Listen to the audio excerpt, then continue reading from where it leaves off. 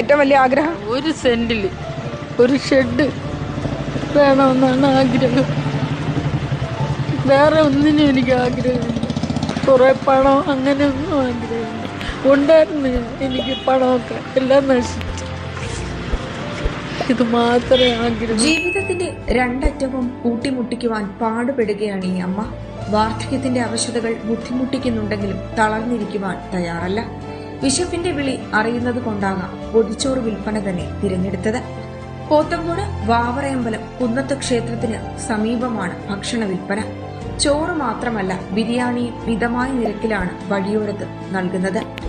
24 പൊതികളുമായ ഭയങ്കര സങ്കടമായിട്ടുള്ള ഒരു കാര്യമല്ലേ. വീടില്ലാത്തവന് ഒരു ഷെഡ് ആഗ്രഹിക്കും, വീടുള്ളവനോ ഒരു കൊട്ടാരം ആഗ്രഹിക്കും. ഒരിക്കലും ഒരു മനുഷ്യന്റെ ആഗ്രഹം തീരില്ല, അതാണ് സത്യം. ചെന്നിരുന്നാൽ ഇവർക്ക് താമസിക്കാൻ ഒരു വീട് പോലും ഇല്ല.